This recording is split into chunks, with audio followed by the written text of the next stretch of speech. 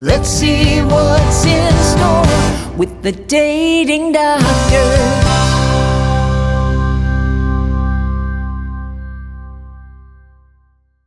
Welcome to the Open to Love show. I'm your host, Dr. Gloria Horsley, with my fiance and partner, Dr. Frank Powers, and I'm glad to be here with you. Okay. I'm always happy to be with you. Well, for those who know us, we kind of have a handle called the Golden Dating Doctors, and this is our Open to Love podcast. And we also wrote a book. Yes, we have the book, and so does Eric. Our new guest. Hey! Coming on. I just wanted to take an email from one of our guests, Roger. He says, I'm a conservative. How important do you think politics are? Well, for right now, it's pretty important. It's a big issue, I think, in the dating world. Yes. Yeah, for some people. Yeah, it And is. boy, if you're online dating, you need to tell people. Well, you In need your to make a online. decision how important it is for you. And if it's really important for you, then you've got to be upfront about it. You Yeah. really need to be. So you need to find out if you're compatible, because that's one of the areas. Now, you and I have worked that out because we have different political persuasions. Very And different. yet we're still very much in love. And I think it's helped us both be better. Well, I think part of what we're talking about right now in the nation is conversation. And you and I have a lot of conversation. Oh gosh, do we ever? Do we ever? And it's good. It's Yeah. good because I've really changed. You really helped me open up myself and to be more open, and I think that's what we all need, is to be a Yeah. little more open to just difference of opinion. Yeah, we want to introduce you to Reverend Eric because he is a fabulous guy. Eric Brewster is the founder and senior pastor at Transformed Church Global Ministries. He's brought over 30 years of ministry expertise, and he's got a heart for serving others. And I love Dr. Brewer's works focused on healing, resilience, and grief recovery, particularly within the Black community. And he can tell you what else he's doing with Howard University, but he's got his book. Hold it up there, Eric, while I talk about it. He has written a fabulous book called From Grief to Growth, a 31-day journey of healing and inspiration. Fabulous book. Tell us more about your work at Howard. Yes, well, great afternoon, everyone. And I'm so glad for the invitation, Dr. Gloria and Dr. Frank. I am the Director of Field Education for Howard University School of Divinity, where I encourage the next generation of faith leaders to work in churches and nonprofits and chaplaincies and hospitals and prisons. How fabulous. Yes. Okay, now tell us about your journey. Yes, I was married to Holly Brewer for 21 years. And where I pastored in Hackensack, New Jersey, was ground zero for COVID. And so eventually I caught COVID. I'm a COVID survivor. And unfortunately, I became a COVID widower. And so I lost my late wife early on. How soon did you date and how did all that happen? I was, of course, widowed at the age of 48. And so I'm still a young man. And as someone said, my plumbing still works. So as a pastor, so it's not like my plumbing don't. So anyway, make a long story short, um, I started to cook, and every day I would post my breakfast and my dinner, and I would fancy napkins and plate it, and people were amazed at my culinary skills. And so I would get 100 new friends, Facebook friends a day just from my meals I was making. And there was some very forward messages and private messages like breakfast in bed and so forth. Oh, what an invitation. Yes, I am a pastor. That does not matter. Of course, I'm a person of prayer. I prayed about sending me a wife. And it was tough because I had to take off my wedding band. I had to adjust to sleeping in bed by myself. I'm in a beautiful home. My daughter's away at college. I started writing out my wish list. Oh, tell us about your wish list. So, I learned something, of course, in 21 years of marriage about what I wanted and what I did not want. Oh, I love that That's because very important. that's like in the first chapter of our book. That's Make a list. Yes. Make a list. And one thing is learn from your experiences. Um, I had a wonderful marriage for 21 years. We both served in ministry. The reality is, um, when your partner do the same thing that you're doing, well, it works. It worked. I love marriage. I love marriage and ministry, but we both were workaholics. We worked all the time. And so one thing I wanted in my next wife is for her to do something else. She could be in ministry, but I wanted her to have her own life. Um, that Wow, Eric, this is so fascinating what you're saying. The reason it is because Frank and I have both said that we probably wouldn't have married each other originally. No, if we met in our 30s, I'm not sure that we were in the same place, but it's amazing yes, as we've gotten older. I think, matured, and I think Gloria's matured. So both of us now can come together and really appreciate one another. Where in our 30s, I'm not sure we would Yeah, have I mean, like you say, you wanted somebody who worked with you. My first husband, we kind of were working all the time. all the time. And Frank and I are And now we're having fun all the time. Frank, but you're an artist and you like to do as well as psychology, you like yes, sculpture, and I like to write. We have very Yes. diverse, different. diverse interests. So that was on your wish list. Yeah. And Yes, I really believe you cannot learn someone else if you don't know yourself. So, what makes you happy? What makes you sad? What do you desire, not only in a mate, but for yourself? And I learned as a young man, you marry what you want. But as you get older, you marry what you need. And so, I love and so I learned I need to marry what I need. And this is what I need.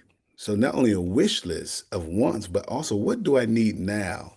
Yeah. Getting closer to 50. 'Cause you're different than when you first met your first wife. Yes. so how far are you out from your wife's death when you're making this list? 60 days. You're a man of action. 60 days. And but the reason why, because I believe in marriage. I believe that marriage is honorable. And for me, being a pastor, I didn't have the luxury of that someone else who's single because of my profession to hit or miss. You know what I'm saying? I can't be dating different women. So I had to kind of know what I was looking for. One thing I said, God, I want your best for me. I said, Mhm. even though this is my list, you know what I need.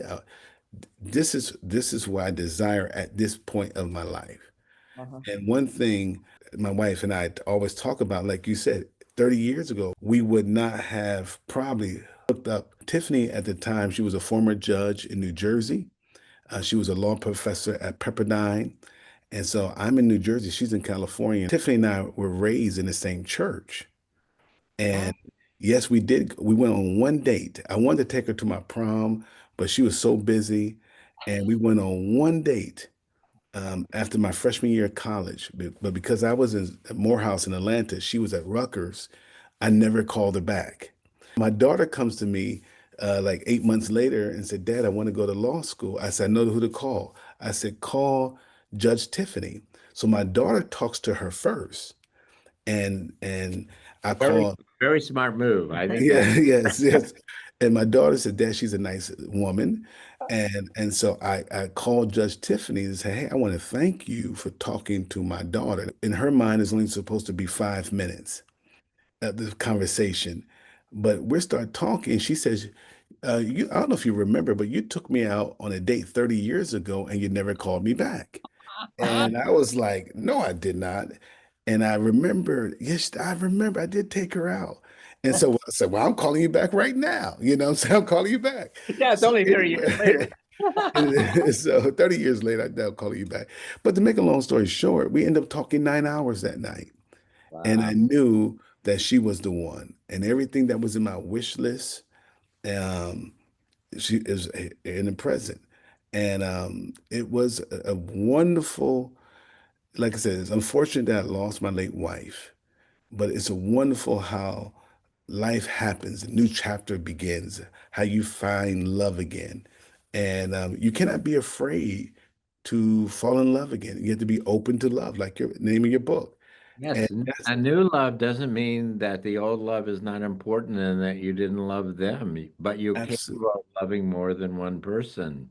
Absolutely. And one thing I've learned in this, and like I tell people, like if you're a parent of more than one child, you don't stop loving the first child because you have a second child. And the beauty behind um, falling in love again is that love is special. Love heals. You know, this thing Tiffany and I said to each other, we're healing each other because she never been married, never had children, and she gave up hope and she just it didn't work out for her because she was, who wants to date a judge? You know what I'm saying?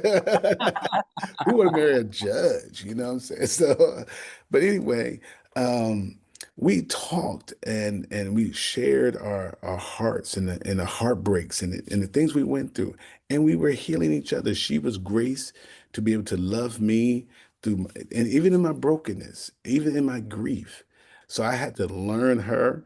I had to learn her ways. We had to live together and all the wonderful things that come with new chapters and newness. But I'm excited about life. Do you see any difference between when you're working with people between death and divorce as far as dating and loneliness? And because I think sometimes people who are divorced kind of get the short end of the stick. Yes. But they But don't get a lot of sympathy no, for it. there's not. Yes, If there's there's a more death, sympathy if everybody's in there's a there. death. But if it's a divorce, they say, well, yeah, well, what is Yes. your contribution to the divorce? Yeah, and what did you do And wrong? are you a good candidate Yeah. for a relationship?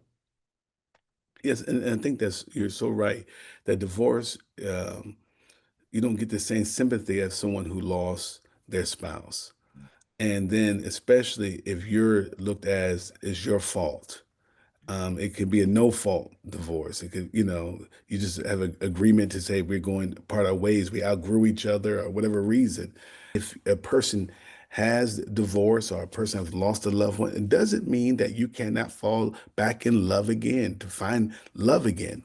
That's one thing Or I that you're not a good candidate for a relationship. It doesn't necessarily mean you're not good relationship material. You're just not good relationship material for your ex-wife. correct. And the key word is healing. You have to be healed and whole.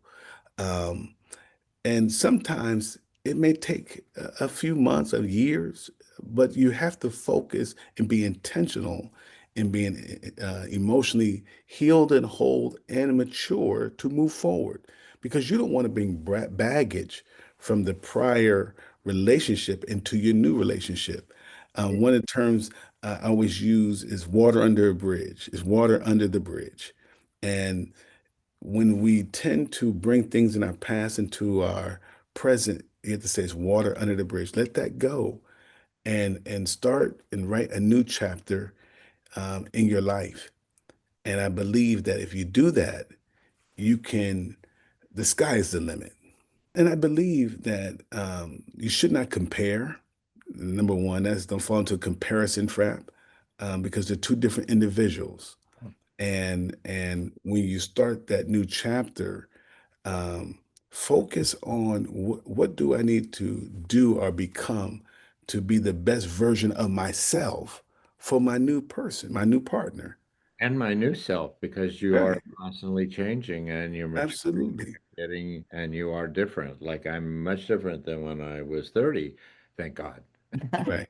Right. And the reality is because of the loss you suffer of the divorce and the loss you suffer through the death of your late spouse, you should have matured and appreciate. You have a different appreciation for things. I appreciate things different. I just think about going out to eat. How many times have we gone out to eat and we have our cell phones and we are checking our messages, our texts at the dinner table? And one thing when I was widowed, I went out to restaurants and I see all these couples and they on their cell phones and hardly talking to each other. And I used to do the same thing when I was married to my late wife because you think you have all the time in the world, this person in front of me, they're going to be there.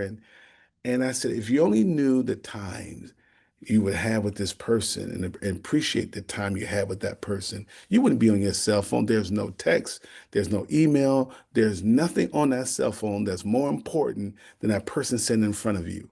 And so I stay in the present And that's one thing I learned from my loss is to stay in the present. Eric, I'm hearing this and I'm really thinking, yes, I am lonely. I'm hearing this. I can make a list, which I think is a good start of the things that I'm looking for, the things that, have not worked for me in the past. How do I get started? Have you got any advice for me? Yes, you write your list out of what you desire, what makes you happy, what makes you sad. In terms of things, there's certain things that it, there's certain time thieves, there's certain emotional thieves. I don't like negativity. I don't like people, always saying this is killing me and certain words, because when you hear death, you don't need to hear that every day. And so you write your list out, and like I said, once you know yourself, who are you? Who are you when no one is looking? And once you discover the real you, not the expectation of others, but the real you, then that person can come forth and connect with someone else, either in church, community events, of course, social media, these dating sites, whatever. But be the real best version of you.